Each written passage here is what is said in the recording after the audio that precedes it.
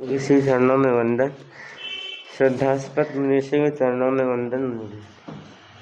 आत्मा का दीप जलाया रे महावीर भगवान, मुक्ति का पथ दिखलाया रे महावीर भगवान। आत्मा का दीप जलाया रे महावीर भगवान। समता जीवन का दर्शन है, आत्मा का शुभ स्पर्शन। समता जीवन का दर्शन है, आत्मा का शुभ स्पर्शन। संयम तरुवर लहराया रे महावीर भगवान। संयम तरुवर लहराया रे महावीर भगवान। मुक्ति का पथ दिखलाया रे महावीर भगवान। करुणा की धार बहाए, प्रज्ञा की ज्योत जलाए। करुणा की धार बहाए, प्रज्ञा की ज्योत जलाए। मैत्री का पाठ पढ़ाया रे महावीर भगवान। मैत्री का पाठ पढ़ाया महावीर भगवान। मुक्ति का पथ दिखलाया रे महावीर भगवान। जो तेरी शरण में आए, निज जीवन को महकाए। जो तेरी शरण में आए, निज जीवन को महकाए।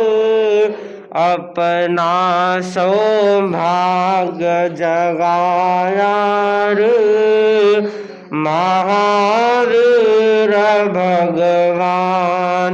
मुक्ति का पथ दिखलाया रे महावीर भगवान। आत्मा का दीप जलाया रे महावीर भगवान। ओम।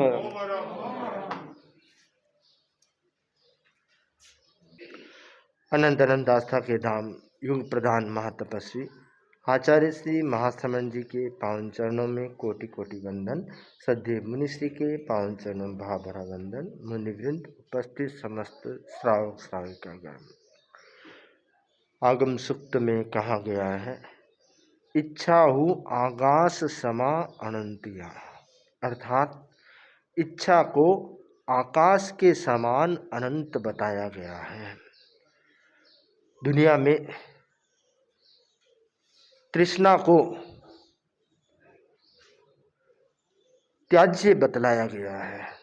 ज्ञानी पुरुष कहते हैं कि तृष्णा का त्याग करो, और तृष्णा का त्याग करना बड़ा मुश्किल होता है। आकांक्षा का त्याग करना या छोड़ना बहुत मुश्किल होता है, क्योंकि उसके मूल में लोभ वृत्ति रही हुई है।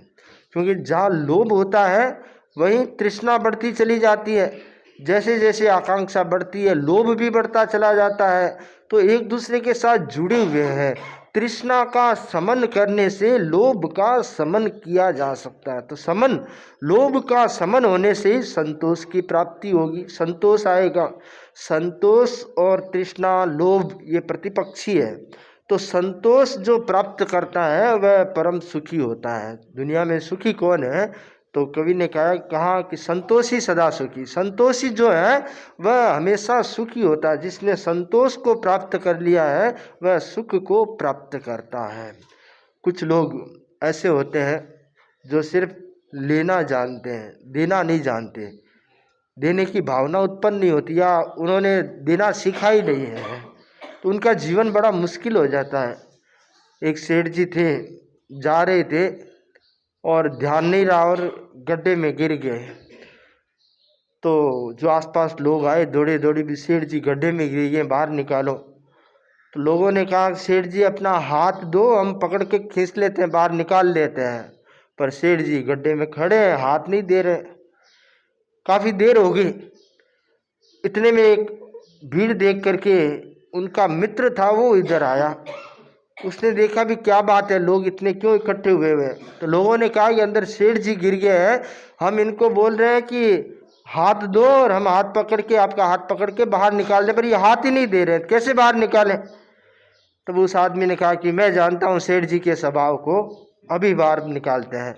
वह आगे आया और बोला सेठ जी मेरा हाथ लो, सेठ जी मेरा हाथ लो। जैसे ही लो बोला झट से सेठ जी ने अपना हाथ ऊपर किया और उसका हाथ पकड़ लिया और उसको खींच करके सेठ जी को बाहर निकाल दिया। तो उस मित्र ने कहा ये सेठ जी दद्दा नहीं जानते हैं, लल्ला ही जानते हैं, लेना ही जानते हैं, देना नहीं जानते। तो इनको इनकी भाषा में बात करेंगे तो समझेंगे, हमारी भाषा इनके समझ में नहीं आएगी, इसलिए इनकी भाषा में लेने की बात कही तो झट से हाथ पकड़ लिया इन्होंने। तो कुछ लोग लेने की भाषा समझते हैं, देने की भाषा नहीं समझते हैं। तो जो व्यक्ति लोभी होता है या जो व्यक्ति अनंत इच्छा वाला होता है, उसके भीतर बहुत आकांक्षा होती है, वह चारों ओर से ग्रहण करने का प्रयास करता है। धन धान्य जमीन जायदाद वस्तु न्याय से मिले अन्याय से मिले, जैसे मिले तैसे मिले, इकट्ठा करने का प्रयत्न रहता है। क्यों? संज्ञा है, भीतर में एक मनोवृत्ति है कि मुझे इकट्ठा करना। अरे इकट्ठा करके करोगे क्या उसका पता नहीं है, पर इकट्ठा करना। चींटियाँ होती है, चींटियाँ क्या खाती है, परंतु इकट्ठा कर करके कितना सारा अनाज इकट्ठा कर लेती है, खाद्य वस्तु इकट्ठा कर लेती है। तो एक संज्ञा है इकट्ठा करने की, संग्रहित करने की संज्ञा है, वह व्यक्ति को ये कार्य करवाती है। तो धर्म का ज्ञान ये कहता है कि उस संज्ञा पर नियंत्रण करो, लोभ पर नियंत्रण करो, ऐसी इच्छाओं पर नियंत्रण करो जो व्यक्ति को बांधती है। अब वस्तु इकट्ठा करेगा, परिग्रह इकट्ठा होगा तो वह उसमें बंध जाएगा, उसकी सार संभाल में लगा रहेगा, उसमें ध्यान उसमें लगाना पड़ेगा, ज़्यादा से ज़्यादा समय उसमें लगाना पड़ेगा।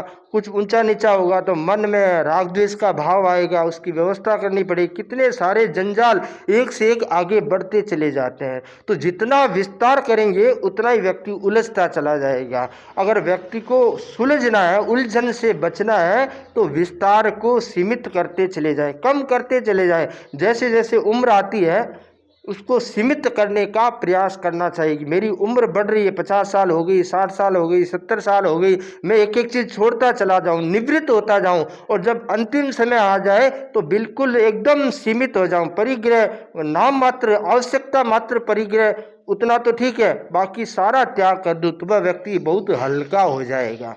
अब आप देखिए, आपको स्टेशन जाना है, मान लो आपको रेलवे प्लेटफार्म पर चलना है या कहीं पर पैदल जाना है, आपके पास में जितना ज़्यादा भारी वजन होगा आपको उतना ही ज़्यादा टाइम लगेगा, उतनी कठिनाई आएगी, बड़ी मुश्किल से या कुल्ली को बुलाओ या दूसरी व्यवस्था करो फिर जाना पड़ेगा।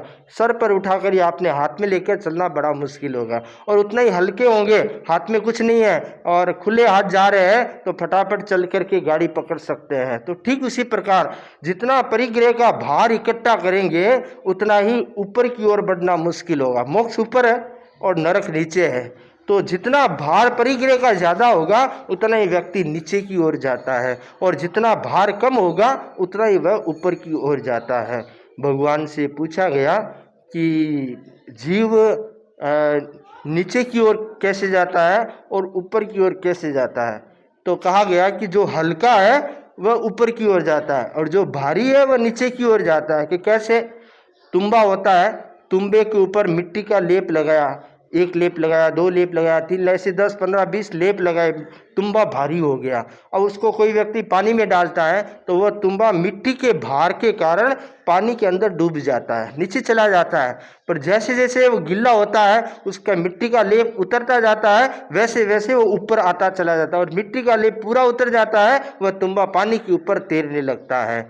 तो मिट्टी का भार उसे नीचे की ओर ले जा रहा है। वैसे कर्म का भार है, परिग्रह का भार है, संग्रह का और लोभ वृत्ति का जो भार है वह जीव को नीचे की ओर ले जा रहा है। और वो जितना कम होगा, जीव अपने आप ऊपर की ओर उठने लग जाएगा, मोक्ष की ओर आगे बढ़ेगा। धुआं होता है, धुएं को कहोगे नीचे रहो, नीचे नहीं रहता, वो तो ऊपर की ओर ही जाता है। क्यों? हल्का होता है।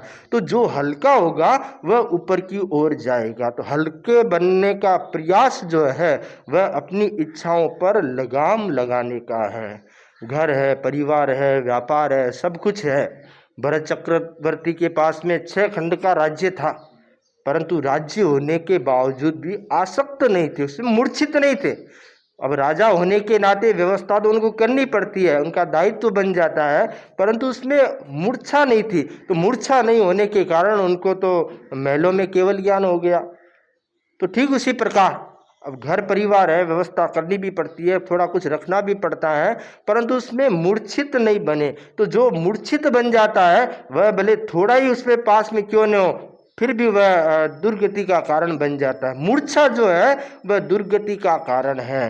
तो पदार्थ अधिक संग्रह होगा तो मूर्छा पैदा होने की संभावना रहती, अभिमान पैदा होने की संभावना रहती, मेरे पास इतना है, मेरे पास ये है, वो है। और पदार्थ सीमित होगा तो मूर्छा भी कम होने की संभावना है। पदार्थ से मुक्त रहने की, मूर्छा से दूर रहने की संभावनाएं बढ़ जाती है और उसे छोड़ना भी सरल होता है। थोड़ा है तो झट से छोड़ दिया जाता है और ज़्यादा है तो छोड़ने में बहुत टाइम लगता है कि ये छोड़ूं, वो छोड़ूं, ये इसको दूं, उसको दूं, नहीं दूं, कितने विकल्प मन में उठते रहते हैं। तो परिग्रह का सीमाकरण इच्छाओं के सीमाकरण से घटित होता है। मूल तो इच्छा है, इच्छा जितनी सीमित होगी या कम होती चली जाएगी, परिग्रह भी अपने आप कम होता चला जाएगा। तो लोभ वृत्ति को दूर करने का प्रयत्न करें और इच्छा को सीमित करने का प्रयत्न करें, जिससे व्यक्ति इस लोक में सुखी हो सकेगा, इस लोक में भी सुखी होगा और परलोक में भी सुखी हो सकेगा। तो सुख प्राप्त करना चाहते हैं तो इच्छाओं को नियंत्रित करने का प्रयास करें। इन्हीं मंगल भावनाओं के साथ ओम आनंद।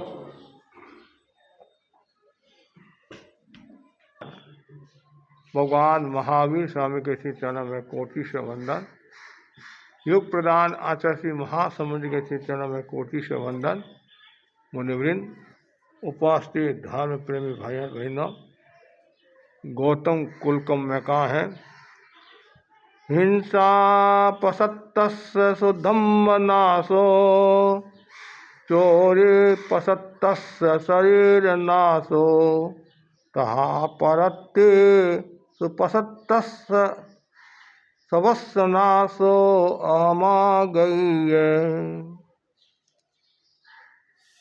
इसमें बताया गया है जो हिंसा का दास है, हिंसा में डूबा हुआ है, वो सूद धर्म का नाश करता है। जो चोरी का दास है, चोरी में डूबा हुआ रहता है, पर शरीर का नाश करता है। तो पहला है हिंसा।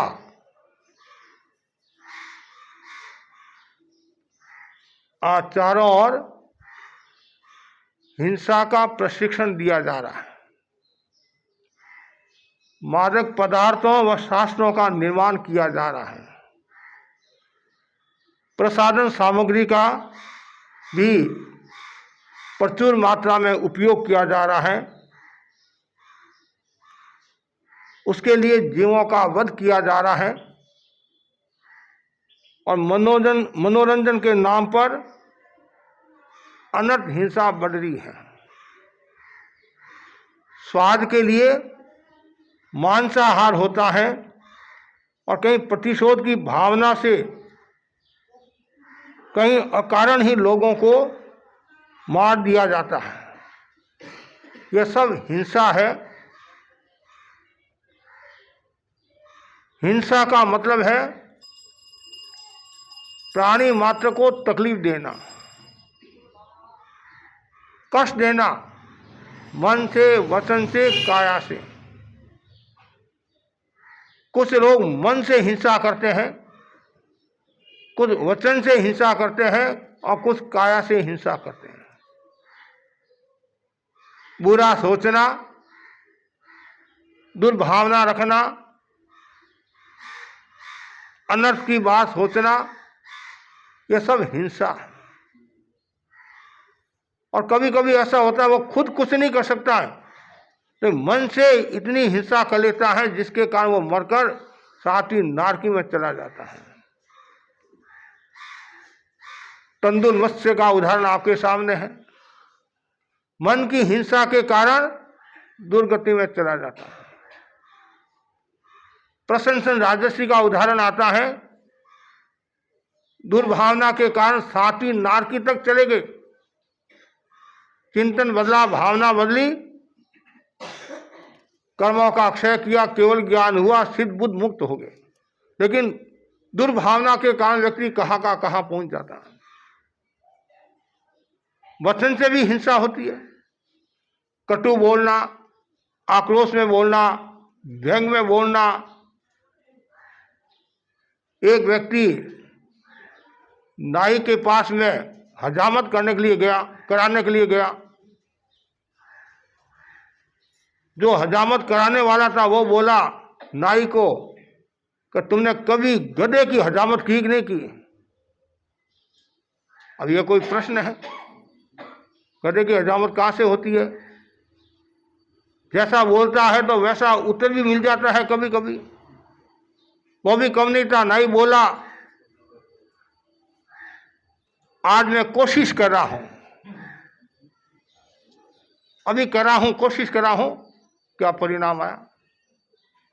जो गलत बोलता है, व्यंग में बोलता है, कटु बोलता है, मनोरंजन के लिए बोलता है, ये सब हिंसा है। काया से हिंसा, असत प्रवृत्ति, किसी के चांटा मारना, ये भी क्या है? काया की हिंसा होगी। प्रशंसन राजर्षि ने मन के कारण बंधन किया, गोशालक ने वचन के कारण बंधन किया और अर्जुन माली ने काया के कारण बंधन किया। लेकिन वापिस उन्होंने तोड़ भी दिया, विचारों में बदलाव भी आया, लेकिन एक बार तो मन वचन काया से उनके कर्मों का बंधन हो गया। आदमी हिंसा क्यों करता है? सत्ता के उन्माद में हिंसा करता है,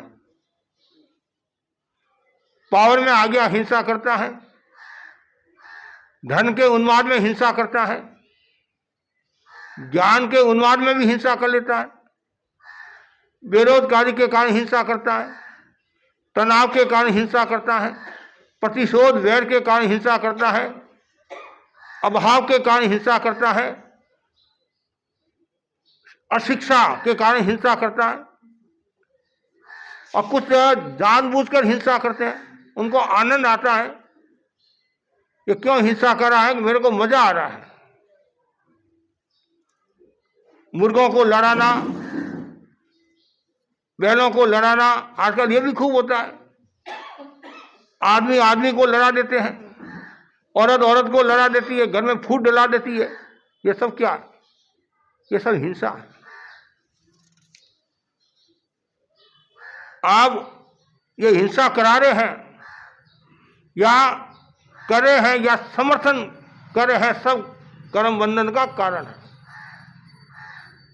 दो लड़ाई करे हैं और सामने लोग खड़े देख रहे हैं कि मजा आ रहा है। मजा नहीं, आपको सजा मिल रही है। कर्मों का बंधन हो रहा, क्यों? आप समर्थन करे हैं, आनंद की अनुभूति करे हैं, धर्म की आनंद की अनुभूति अलग होती है, अधर्म की आनंद कैसे होगा? तो जो व्यक्ति हिंसा का दास है, हिंसा में डूबा हुआ है, वह शुद्ध धर्म का नाश करता है। वो कभी भी सद आचरण नहीं कर सकता है, कभी भी आत्मा को निर्मल और पवित्र नहीं बना सकता है, और कभी भी वह जीव ऊर्ध्व दिशा, ऊर्ध्व गति को प्राप्त नहीं हो सकता है, और न वह मोक्ष को प्राप्त हो सकता। क्यों? तो हिंसा में डूबा हुआ है। कुछ लोग कहते हैं कि जितनी ज्यादा हम हिंसा करेंगे, जितना लोगों को मारेंगे, तकलीफ देंगे, पीड़ा देंगे, हमारे को आनंद और आगे भी स्वर्ग में सुख मिलेगा। कितना बड़ा अज्ञान है, कितना बड़ा मिथ्यात्व है। और जो गलत प्ररूपणा करता है तो उसका क्या परिणाम आता है? कभी भी हिंसा में धर्म नहीं होता। यदि कोई व्यक्ति हिंसा में धर्म स्थापित करता है तो इसका मतलब यह हुआ, जल को मथने से घी आ जाएगा। जल को मथने से भी घी आ जाएगा, लेकिन कभी नहीं आता। मक्खन को मथेंगे तब घी पैदा होता है, कहते नहीं? दही को मथेंगे तो मक्खन होगा, मक्खन से फिर घी होगा। हिंसा से कभी धर्म नहीं होता है, और न हिंसा से शांति होती है, न हिंसा से समाधि होती है। सो धर्म का नाश होता है। दूसरा बताया गया है, चोरी। चोरी करने से क्या होता है? शरीर का नाश होता है। 7 व्यसनों में एक व्यसन क्या है? चोरी भी है। कुछ लोगों का स्वभाव होता है, या आदत होती है, या कर्म का ऐसा बंधन होता है जिसके कारण वो चोरी करता है।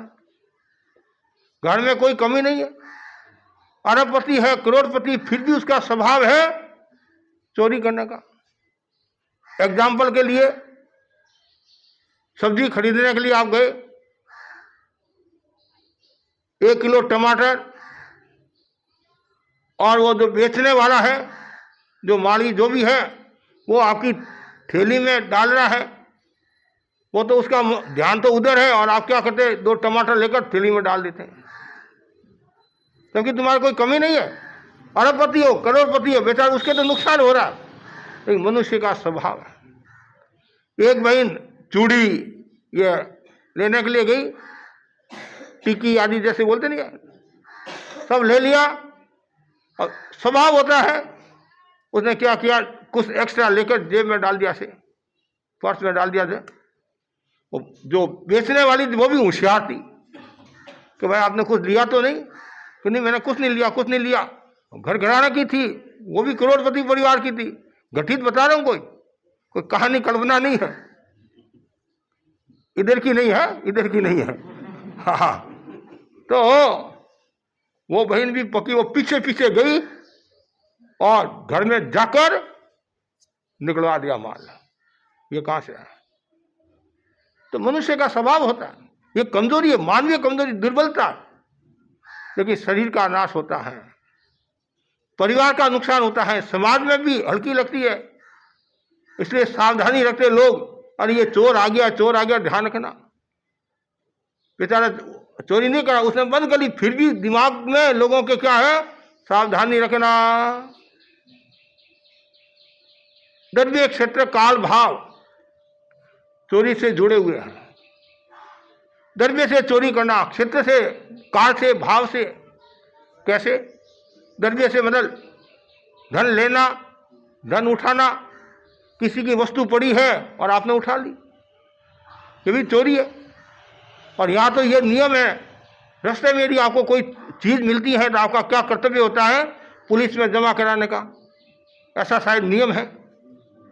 कितने लोग हैं, रास्ते में आपको कुछ मिल जाता है, इधर उधर पहले देखते, कोई देखने वाला तो नहीं है, क्या कोई देखने वाला नहीं है? और कभी कभी तो ऐसा होता है, आप हमारी सेवा में बैठे हो और मोबाइल आपने रखा और आपकी नजर इधर उधर हुई और वो मोबाइल लेकर चला गया।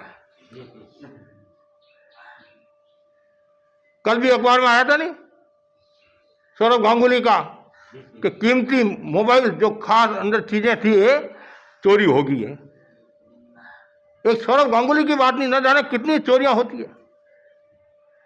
हम अजमेर में ठहरे हुए थे, मैंने मोहनलाल जी आमिर के साथ में, तो सूर्यास्त कब अस्त होता है कभी ध्यान नहीं रहता है। ऐसे तो टाइम का ध्यान है, लेकिन कभी कभी घड़ी नहीं होती तो कभी मुश्किल हो जाती है। तो मेरा संस्थापक पक्ष भाई सेवा में था, उसकी घड़ी जांची संतों ने और रखी, और कोई आया लेकर चला गया। और कौन लेकर गया भगवान जाने, वो तो मतलब वो घड़ी मिली नहीं। तो इसलिए बहुत सावधानी रखते हैं, और इसलिए तो भगवान ने कहा है साधु है ज्यादा महंगी चीजें पास में नहीं रखे। डर रहता है, खतरा रहता है, खुद के भी मोह जाग सकता है, और बार बार मन में रहता है कोई लेकर नहीं चला जाए, लेकर नहीं चला जाए, लेकर नहीं चला जाए। और पुराने समय में तो आपको ध्यान में होगा, सन गोची जाते थे, चोरों का इतना भय रहता था, चोरों का बहुत भय रहता था। तो डाकुओं का तो सामग्री है वो साथ में लेकर जाते गोची, हाँ सामग्री साथ में लेकर जाते, जो कपड़े जो उसमें थोड़े होते जो भी है, क्यों इतना भय रहता था, रास्ते में बहुत खतरा रहता था। इसलिए जैन साधु भी क्या है, पुराने समय में जो व्यापार करने के लिए सारचवा जाते नहीं, सारचवा सुबह सुबह, तो वो भी उनके पीछे पीछे चले जाते, रास्ते में कोई समस्या नहीं आए, खतरा ना हो इसलिए। तो द्रव्य से धन लेना उठाना। क्षेत्र से क्या होता है, क्षेत्र से किसी की जमीन है, जमीन को हड़प लिया आपने, जमीन ले ली। और काल से क्या होता है, वेतन है, 1 तारीख को आपको वेतन देना है और आप 5 तारीख को देते हैं, 7 तारीख को देते हैं, तो ये भी चोरी होगी एक तरह की। ब्याज में कटौती करना या कुछ करना, वो भी एक तरह की चोरी होगी। पर ज़्यादा लेना, मतलब ज़्यादा लेना, तो ये काल का हो गया। जितना आपको समय में कहा हुआ है, और उससे भी कभी कभी आप ज़्यादा ले लेते हैं। ऐसा भी होता नहीं, जनवरी फरवरी टेम्परेरी, मार्च अप्रैल मई, एक इधर का एक उधर का। अब ये क्या है, ये टेम्परेरी क्या होता है? बेचारे पुराने लोग समझते नहीं थे, अनाड़ी थे, वो कितनी हिंसा बढ़ती थी। ये ब्याज के नाम से आदि है, ये सब अन्याय है। तो द्रव्य क्षेत्र काल, फिर भाव, भाव चोरी कैसे, साहित्य चुराना कैसे, जैसे अवसद की गीतिका है और आपने क्या किया, थोड़ा सा परिवर्तन करके और अपने नाम की कर दी।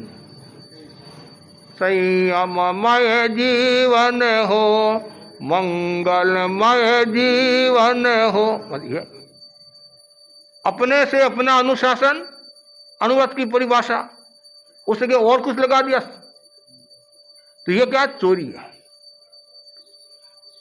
एक बार क्या हुआ,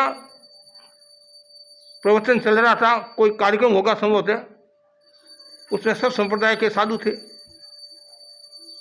एक संतों ने कहा अभी अभी मैंने ये गीतिका बनाई है और आपको सुना रहा, अभी मतलब कुछ समय ऐसे योग ऐसा हुआ, वो जो गीतिका सुनाने वाले थे कहा ये मैं गीतिका सुना रहा हूँ, वो काफी वर्ष पहले दूसरे संतों ने बनाई थी, और वो सन उसी परिसर में बैठे थे। कितना दोष लगता है, कितना पाप लगता है। साहित्य की चोरी है, पूरा का पूरा लेख अपनी किताब में डाल देना। वो मैंने बनाया, एक भाई आया, महाराज आपका दिन है, मैं आपको गीतिका सुनाना चाहता हूँ, और अभी बनाई है रात को। फिर वो सुनी है, और मैंने कहा ये गीतिका तो पहले हमने सुनी है, कहीं पहले सुनी है। तत्काल कि मैंने थोड़ा सा ऐसे शब्द चेंज किए, ये दोष लगता है, पाप लगता है।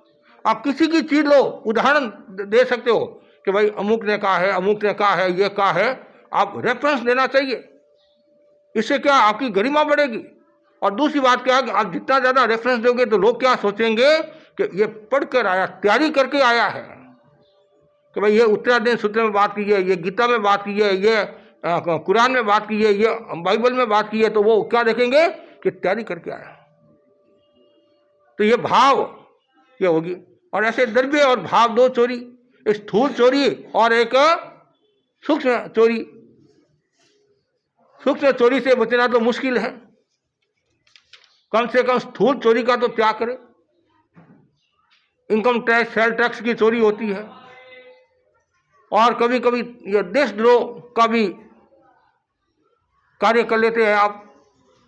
और कभी कभी आपको पता है ये चोरी का माल है फिर भी आप ले लेते लोग में आकर, तो वो भी पाप है। ऐसे एक नहीं अनेक उदाहरण। इसलिए व्यक्ति को बचना चाहिए, चोरी से बचना चाहिए। महात्मा गांधी ने तो इतना कहा था, आवश्यकता से अधिक रखना भी चोरी है। आपका क्या अधिकार है? और इधर गुरुदेव ने जो अतिचार बनाए प्रतिक्रमण में, तो उनमें यह सब है, प्रामाणिकता की भावना से मेरा चित्त भावित रहे। हाँ, प्रामाणिकता आचार्य महाभारत की यह भावना है, तो हमेशा प्रामाणिकता का भाव रहे, बेईमानी न हो। यदि आप प्रामाणिकता नहीं रखते, वो भी एक प्रकार की चोरी है। बेईमानी करते हैं, धोखाधड़ी करते हैं और दायित्व के प्रति जागरूक नहीं है, लापरवाही करते, वो भी एक तरह की चोरी है। आपको समाज ने जिम्मेदारी दी है और आप यदि निष्ठा के साथ नहीं करते हैं, कर्तव्य का निर्वहन नहीं करते, वो भी एक प्रकार की एक अपेक्षा से चोरी है।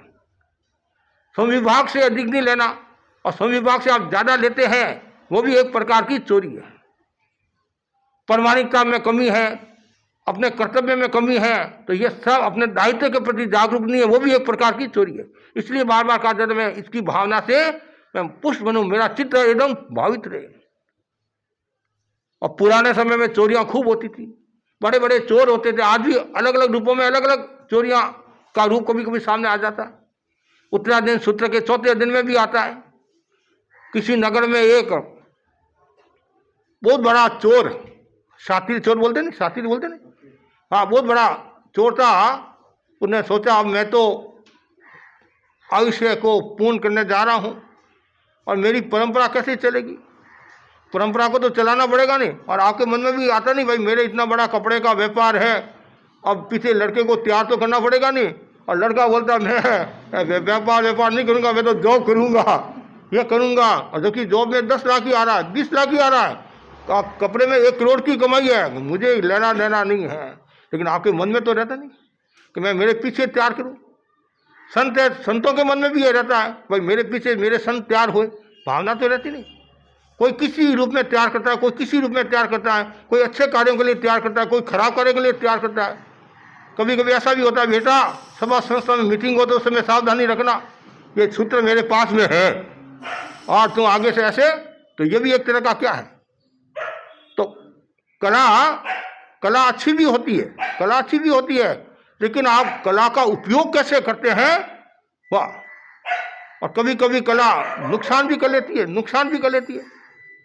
तो बेटे को कहा, चल मेरे साथ में और मैं तुम्हारे को चोरी कैसे करना, कैसे सेंध लगाना, सेंध लगाते ना, सब मैं सिखाता हूँ। ठीक है, बाप और बेटा दोनों गए। बहुत बड़ी हवेली थी और बाप ने कहा, बेटा इधर आ, ये सेंध लगा रहा हूँ। सेंध लगाई, छोटा छेद हुआ, थोड़ा बड़ा छेद हुआ, तो अब कैसे अंदर घुसना वो मैं आपको सिखा रहा हूँ। बेटा मैं तुम्हारे को सिखा रहा हूँ। तो उसने क्या किया, पैरों को पहले अंदर डाला, पहले पैरों को अंदर डाला और धीरे धीरे अंदर जाने की कोशिश करता है। इतने में क्या होता है, घर के मालिक जगह किसी शेर की नजर पड़ी, अरे ये कौन है, ये पैर किसके है? इसका मतलब कोई न कोई सेंध लगाई है, चोर आने वाला है। परिवार वाले सजग थे, उन्होंने क्या किया, तत्काल पैरों को पकड़ लिया, इतना जोर से पैरों को पकड़ लिया। अब वो बाप कहता है, बेटा बाहर निकाल, पकड़ लिया, बाहर निकाल। उधर तो पैरों को खींचते हैं, इधर मुंह को खींच रहे हैं, वो इधर खींच रहे, वो इधर खींच रहे। परिणाम ये आया, बाप लहूलुहान हो गया कि मैं मरा हूं, करे क्या।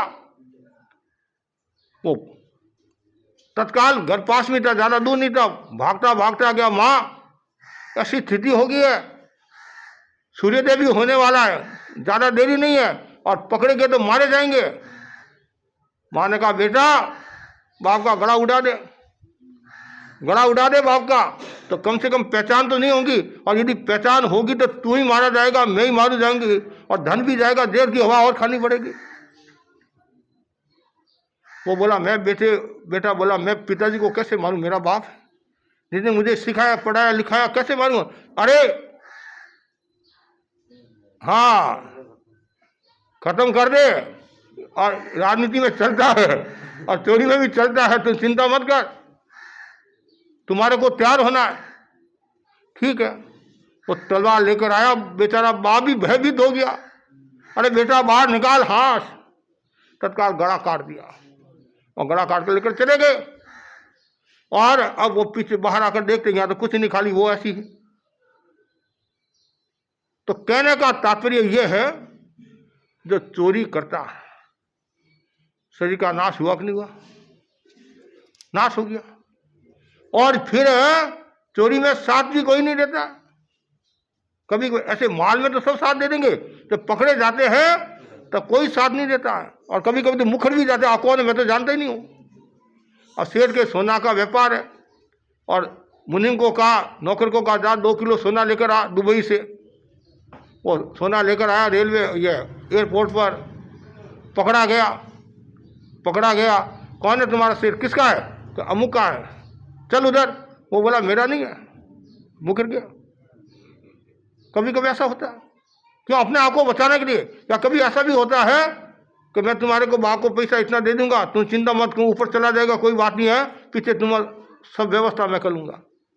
ये चोरी बड़ी खतरनाक होती है, इसका परिणाम अच्छा नहीं, व्यवहार अच्छा नहीं, घर में शांति नहीं, परिवार में शांति नहीं, समाज में शांति नहीं। इसलिए जो चोरी करता है तो वो व्यक्ति दुखी तो होता ही है, फिर सत्य की भी साधना नहीं कर सकता है, शील की भी साधना नहीं कर सकता है। हर दम उसके दिमाग में कुछ न कुछ चलता रहता है। कभी हार्ट पर असर आता है, कभी और किसी पर असर आता है। क्यों? जो 2 नंबर का काम करता है उसका परिणाम ऐसा ही आएगा नहीं। कल एक भाई मेरे पास में आया था, तो मैंने पूछा कौन हो तुम? तो देखा ध्यान लगे नहीं मेरे को। फिर परिचय किया, बातचीत की। मैंने कहा क्या काम करते हो? कि ये मनी ट्रांसफ़र करता हूँ, मनी ट्रांसफ़र। मैंने कहा कोई दूसरा कोई काम नहीं आपके पास? कि मैं कोशिश कर रहा हूँ लेकिन अब मिल नहीं रहा है। मैंने कहा 100 दिन सोनार की, 1 दिन लुहार की। और कभी बहुत होता है, खूब होता है मनी ट्रांसफ़र। ये क्या, ये सब गलती है, अच्छा काम थोड़ी है। आदमी धन के लोभ में आकर न जाने क्या क्या कार्य कर लेता है। तो जो व्यक्ति चोरी करता है शरीर का नाश होता है। तीसरा, परिस्त्री गमन करने से भी नुकसान होता है। और फिर है, ये सबका एक एक नुकसान है। और यहाँ बताया गया है, सबसे नाश हो हम आ गई। जो सर्वनाश हो जाता है फिर कहाँ जाता है? वो अदम गति को प्राप्त होता है, नीचे जाता है। 4 गति बताइए, नर गति, तिरंस गति, मनुष्य गति, देव गति। नर गति में कौन जाता है? जो हिंसा करता है। हिंसा, अपरिग्रह, 4 जो कारण बताए उसमें एक कारण हिंसा भी है। और तिरंस में भी कौन जाता है? जो माया करता है, झूठा तोल माप आदि करता है, वो मरकर तिरंस में जाता है। जो सरल आदि होता है वो मनुष्य, त्याग तपस्या करने वाला देवलोक में जाता है। लेकिन यहाँ बताया गया है कि जिसका सर्वनाश हो गया तो वो फिर क्या है? अधोगति में जाएगा। चारों ओर से नाश ही नाश हो गया। विनाश खतरनाक होता है। विकास और विनाश 2 शब्द हैं। अधिकांश विनाश के कगार पर जा रहे हैं। विकास पर आरूढ़ होने वाले, विकास के शिखर को छूने वाले कम मिलेंगे। चारों ओर खतरा ही खतरा है। आदमी हेन केन प्रकारेण धन का उपार्जन मैं कैसे करूं, उसमें लगा हुआ है। पुण्य यदि तेज है तो बच जाता है उस समय, और पुण्य क्षीण होने लग जाते हैं तो कितना नुकसान हो जाता है। और ऐसे भी जो आपने कर्म किए हैं वो तो आपको भोगने पड़ेंगे। तो इसलिए कभी भी जगने कार्य नहीं करना चाहिए। और जो व्यक्ति जगने कार्य करता है तो उसका बहुत बड़ा नुकसान होता है। आत्मा का नुकसान, धर्म का भी नुकसान हुआ। और यहाँ तक 10वें कार्य सूत्र में बताया है चोरी के बारे में, तब तेरे रूप तेरे ये, तब तेरे मतलब जो तपस्या की चोरी करता है। आपने तपस्या की कैसे चोरी करता है? कोई श्रावक आया कि महाराज तपस्वी साधु कहाँ है? क्या कहा? वो बोला मैं तपस्वी हूं नहीं। क्या बोला? साधु के लिए आते हैं तपोधन, पंचपद बोला तपो, मैं साधु हूं नहीं, तपस्वी हूं नहीं। ये भी चोरी है। कैसे? वो जो पूछ रहा है वो दूसरे साधु के लिए पूछ रहा है। जो 4 महीना की तपस्या करने वाला है, 6 महीना की तपस्या करने वाला है, तो ये तप की चोरी होगी। रूप की चोरी, रूप की भी चोरी होती है, वचन की भी चोरी होती है। वचन और किसी के हैं, ये मेरे वचन हैं। भगवान के वचनों को चुराना, तो तेरे रूप, आचार की चोरी, ये सब चोरी करने वाला जीव भगवान ने कहा है वो कौन बनता है पता है आपको? किलविशी देव बनता है। हमारे यहां जैसे नीची जाति के लोग होते नहीं, हरिजन या ढोल बजाने वाले, ढोली बोलते जिनको, तो ऐसा कहा जाता है वो मरकर वो ऐसा कार्य देवलोक में करते हैं और फिर वहां से आयुष्य पूर्ण करके सदगति को प्राप्त नहीं होते हैं, दो तकलीफ पाते हैं, पीड़ा पाते हैं। तो इसलिए कभी भी मन में यह भावना नहीं आई, न तो हिंसा का भाव आए, न चोरी का भाव आए, और न परिस्त्री गमन का भाव आए, केवल धर्म का भाव आए। और धर्म का भाव आएगा तो आपका शरीर भी स्वस्थ रहेगा, मन भी स्वस्थ रहेगा, भाव भी स्वस्थ रहेगा, और कभी भी मन में अन्याय का भाव पैदा नहीं होगा। और यदि आप ये ध्यान नहीं रखोगे तो चारों ओर से खतरा ही खतरा। इसलिए बार बार चिंतन करो, मेरे मन में कभी भी गलत भावना पैदा नहीं हुई, हिंसा का भाव नहीं आए, चोरी का भाव नहीं आए। कहते नहीं पर द्रव्य धूल समान, कहते नहीं आत्मवत सर्वभूतेषु, जैसे संस्कृत में आता है पर द्रव्येषु लोष्टवत, जो पर द्रव्य मतलब दूसरों का जो धन है वो पत्थर के समान है। कभी भी मन में वो भावना नहीं आए कि मैं हड़प लूं, ये कर लूं, वो कर लूं, ऐसा कभी भाव नहीं आया। किसी को बुरी नजर से नहीं देखना, दुराचार का भाव नहीं आए। जो व्यक्ति शील की साधना करता है, सत्य की साधना करता है, प्रामाणिकता की साधना करता है, धर्म की साधना करता है, अहिंसा की साधना करता है, अचौर्य महाव्रत की व्रत की साधना करता है, बहुत बड़ी शक्ति को प्राप्त होता है, संपदा को प्राप्त होता है, और उसके जीवन में कभी खतरा नहीं आता है। ये हमें मनुष्य का जन्म मिला है, तो मनुष्य का जन्म मिला है वो हिंसा के लिए, चोरी के लिए नहीं मिला है, अहिंसा की साधना के लिए, सत्य की साधना के लिए, प्रामाणिकता की साधना के लिए और धर्म आराधना के लिए ये मनुष्य का जीवन मिला है। तो बस मैं इतना ही आपको कहना चाहता हूँ, जितने भी यहाँ भाई बहन बैठे हैं, ये सब ये भावना भाई मेरे भीतर में कभी भी हिंसा का भाव नहीं आए। और आप श्रावक हो, संपूर्ण से हिंसा का त्याग नहीं कर सकते हैं, तो कम से कम मोटी हिंसा का तो त्याग करे। थूल हिंसा का त्याग, वध है, जैसे हमारे प्रतिक्रमण में आता नहीं, किसी का वध नहीं करना, और अंग भंग, अति भार लादना। बेचारे कभी कभी देखते हैं पशुओं पर कितना भार लादा जाता है, उनसे चला नहीं जाता है। चाहे संभव से दिल्ली की घटना होगी, और संत विहार के थे भाई महाराज आदि चंपाला समय, तो एक घोड़ा बगी वाला, उसमें तांगा होते नहीं, तांगा, तो तांगा में आदमियों को लेकर जा रहा था, तो घोड़े को लघु शंका पेशाब की आदत हुई, पेशाब करने लगा और पूरा किया नहीं, और उसको रवाना कर दिया। तो भाई जी महाराज ने जब देखा, तो भाई जी महाराज ने कहा संतों से ये ज़्यादा जीने वाला नहीं है, और आगे गया, मृत्यु को प्राप्त हो गया। ऐसा संभवतः मैंने सुना। यह अन्याय हुआ। अरे कम से कम आज जिस पशु का उपयोग करे हैं तो उसके प्रति सजगता तो रखो। और भार लादना, बेचारा आंखों में से आंसू आ रहे हैं, कभी कभी लोभ में आकर क्या करते हैं, 2 बोरी की जगह 3 बोरी, 4 बोरी, और कभी कभी जो मालिक है वो भी कहता है 2 बोरी एक्स्ट्रा, हाथ तुम्हारे को 10-20 रुपया ज़्यादा दे दूंगा। उसके मन में भी लोभ, उसके मन में भी लोभ, लेकिन उसका परिणाम क्या आएगा। इसलिए सावधानी, हर समय भावना भाव मेरे भीतर में कभी भी अनर्थ का भाव नहीं आए, और हमेशा मेरा जीवन सार्थक बने, और मैं सदगति को प्राप्त हूँ, ऊंची गति को प्राप्त हूँ। मुक्तिबाई के संतारा चल रहा है, और 27वां दिन है मास खमण। 25 दिन पहले विमलाबाई नाटा को जो संतारा है, तो 25 दिन का 24 दिन पूरे हो गए थे, 25वां लगा था, और इनके आज 26 पूरे हो गए, 27वां शुरू हो गया है, और मास खमण, एक मास खमण हो गया। ये स्पेशल मास खमण है, ये स्पेशल, और अभी भी सजग है, शरीर में कमजोरी है, और वजन भी धीरे धीरे कम हो रहा, लेकिन फिर भी सजगता, कपड़ा रखना, ये कपड़ा रखना, हाथ में माला आदि, अब बोला भी थोड़ा कम जा रहा, फिर भी पांचों अंग नमाए, वंदना करनी, ये करना वो करना, कितनी भावना, कितनी भक्ति। ये संसारे शासन की प्रभावना वाले होते हैं, और दुर्लभ ऐसे संतारा कह सकते हैं एक दृष्टि से। और इस उम्र में तेरापन के इतिहास में संभव से इतनी बड़ी उम्र में ये पहला है। पूनम सिंह जी बैठ को मैंने बताया आपको 103 वर्ष, 102 वर्ष पूरे हुए, 103 वर्ष चल रहे थे, इनके 103 साल पूरे हो गए हैं। और 104 1920 का इनका जन्म है, तो अब 2023 है नहीं 24, तो 24 है तो हो गया नहीं 4 हो गया, और आज भी पूरी सजगता है।